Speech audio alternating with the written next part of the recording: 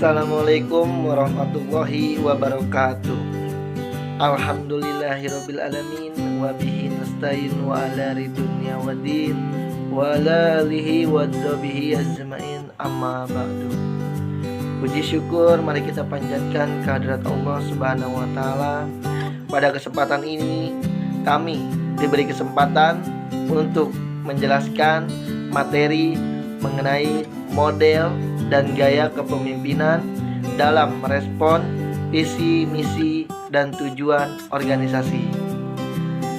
Sebelumnya, kami akan memperkenalkan nama anggota kelompok kami. Yang pertama yaitu Puput Sugiyarti, yang kedua Reza Septiana Amina, yang ketiga Risalia, yang keempat Ade Sumantri, yang kelima Teguh Purnama. Sebelumnya saya mengucapkan terima kasih kepada dosen kami yaitu Bu Iis Novianti SPMM selaku dosen mata kuliah. Saya langsung saja akan menjelaskan materi yang pertama yaitu model kepemimpinan. Model dan gaya kepemimpinan terbagi menjadi dua definisi. Model adalah rencana, referensi, dan deskripsi yang menjelaskan suatu objek, sistem, atau konsep yang seringkali berupa penyederhanaan dan idealisasi. Sedangkan definisi kepemimpinan, komunikasi yang secara positif mempengaruhi kelompok untuk bergerak ke arah tujuan kelompok. Suatu proses mempengaruhi aktivitas kelompok dalam rangka perumusan dan pencapaian tujuan.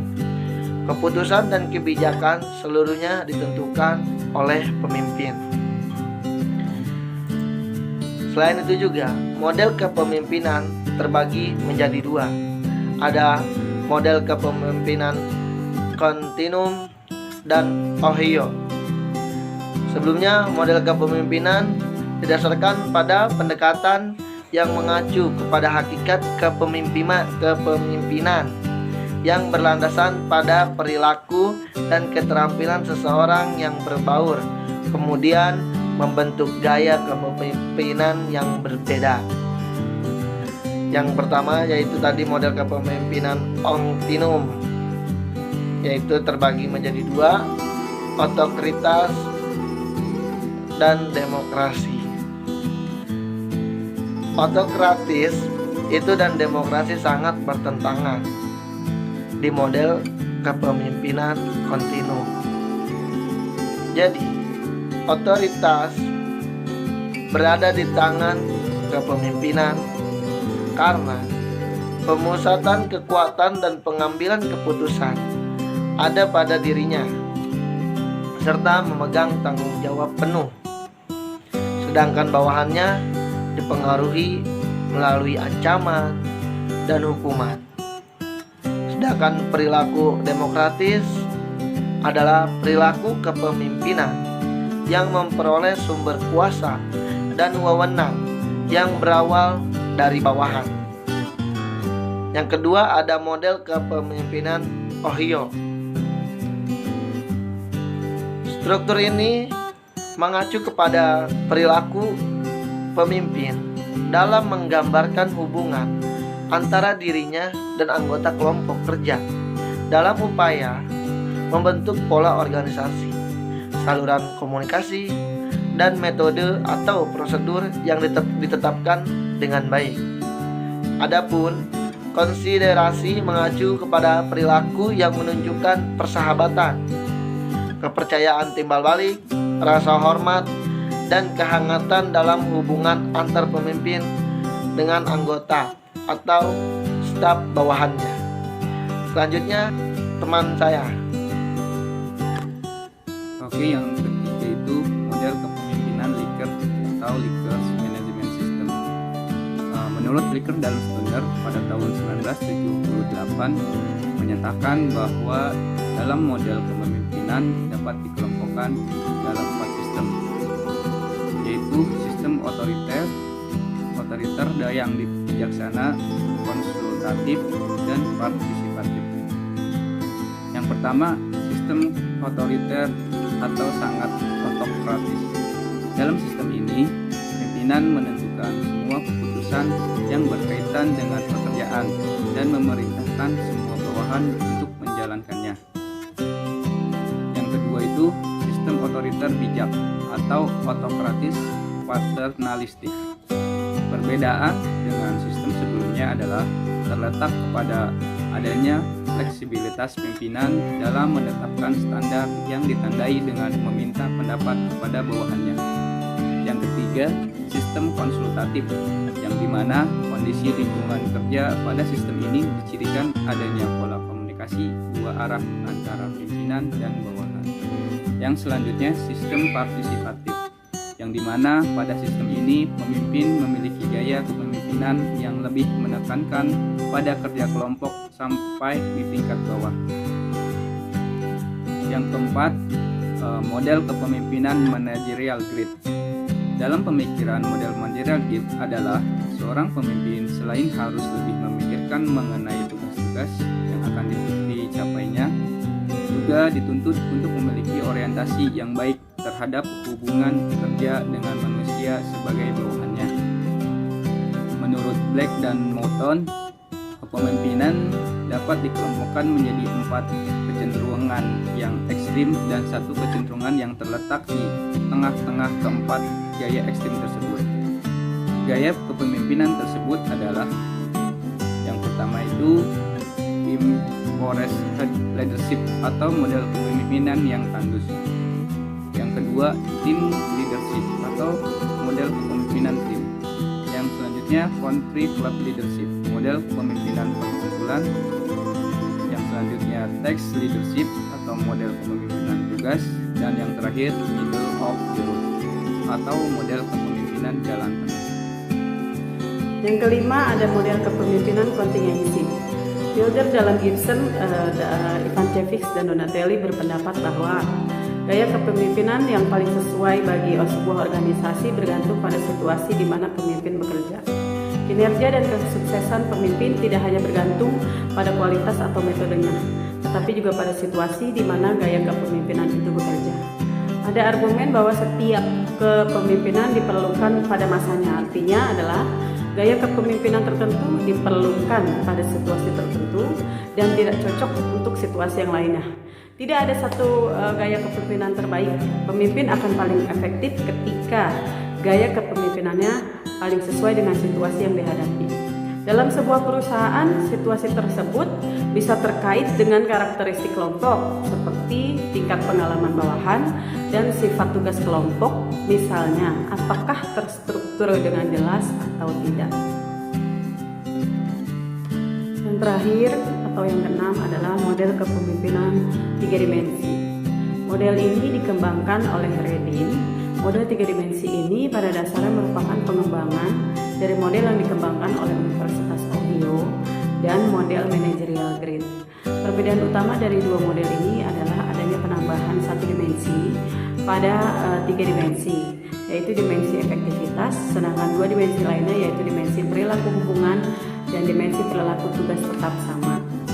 Intisari dari model ini terletak pada pemikiran bahwa kepemimpinan dengan kombinasi perilaku hubungan dan perilaku tugas dapat saja sama, namun hal tersebut tidak menjamin memiliki efektivitas yang sama pula.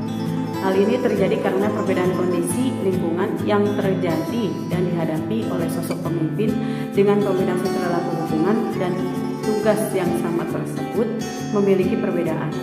Secara umum, dimensi efektivitas lingkungan terdiri dari 2 bagian, yaitu dimensi lingkungan yang tidak efektif dan efektif.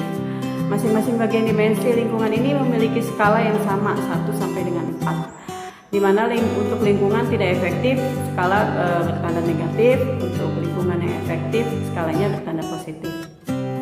Gaya kepemimpinan adalah suatu perwujudan dari tingkah laku seseorang yang menyangkut kemampuannya dalam memimpin. Gaya kepemimpinan dibagi menjadi 3 teori. Yang pertama adalah teori genetis.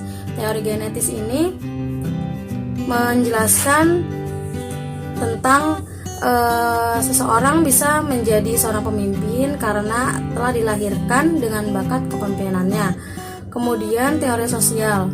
Teori ini menjelaskan bahwa seseorang bisa menjadi pemimpin apabila diberikan pendidikan yang cukup dan pengalaman yang cukup. Kemudian teori ekologis. Teori ini menjelaskan bahwa seseorang akan menjadi pemimpin yang berhasil apabila ia telah memiliki bakat kepemimpinan yang kemudian dikembangkan melalui pendidikan dan pengalaman yang memungkinkan untuk dikembangkan lebih lanjut. Dan selanjutnya pada tahun 1994 Siagian membagi kepemimpinan menjadi 5 gaya kepemimpinan. Yang pertama ada tipe autokratik, yang mana tipe ini menganggap bahwa organisasi milik pribadi, kemudian tidak suka menerima kritik, tidak suka menerima pendapat, dan tidak suka menerima saran. Dan setiap suatu kebijakan yang dilakukannya mengandung unsur paksaan. Kemudian yang selanjutnya ada tipe laissez-faire, yang mana tipe pada kepemimpinan ini tidak menguasai bidang tugas yang menjadi wewenangnya dan akan menyerahkan segala sesuatu kepada bawahannya. Kemudian yang selanjutnya ada tipe paternalistik. Gaya kepemimpinan ini menganggap bahwa sebagai manusia yang tidak dewasa, kemudian bersikap mau tahu, jarang memberikan kesempatan kepada bawahannya untuk mengambil keputusan, dan bersikap terlalu melindungi. Kemudian yang selanjutnya ada tipe karismatik. Harus diakui bahwa untuk keadaan tentang seorang pemimpin yang demikian sangat diperlukan. Akan tetapi sifatnya negatif mengalahkan sifatnya positif. Kemudian yang selanjutnya ada tipe kepemimpinan demokratik. Visi, misi, dan tujuan organisasi. Yang pertama adalah pengertian visi organisasi. Visi adalah suatu pandangan jauh tentang perusahaan, tujuan-tujuan perusahaan, dan apa yang harus dilakukan untuk mencapai tujuan pada masa yang akan datang. Visi bagi organisasi atau perusahaan dapat digunakan sebagai yang pertama, penyatuan tujuan, arah dan sasaran perusahaan. Yang kedua, dasar untuk pemanfaatan dan alokasi sumber daya serta pengendaliannya. Yang ketiga, pembentuk dan pembangunan budaya perusahaan. Kemudian, pengertian misi organisasi. Misi adalah pernyataan tentang apa yang harus dikerjakan oleh lembaga dalam usahanya mewujudkan visi. Untuk menjamin bahwa misi yang telah dicanangkan merupakan sebuah misi yang bagus, maka misi tersebut harus yang pertama, cukup luas untuk dapat diterapkan selama beberapa tahun sejak saat ditetapkan. Yang kedua, cukup spesifik untuk mengkomunikasikan arah. Yang ketiga, fokus pada kompetensi atau kemampuan yang dimiliki perusahaan. Yang keempat, bebas dari jargon dan kata-kata yang tidak bermakna. Kemudian yang terakhir, pengertian tujuan organisasi.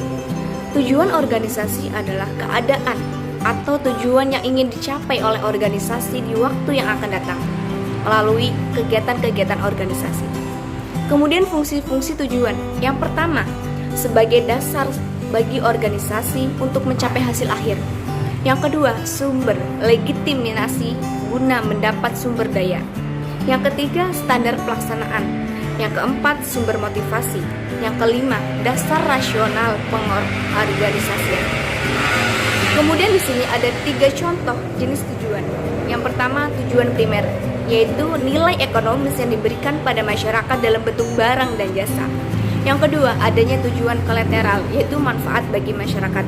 Yang ketiga, ada tujuan sekunder, nilai ekonomis dan efektivitas dalam pencapaian.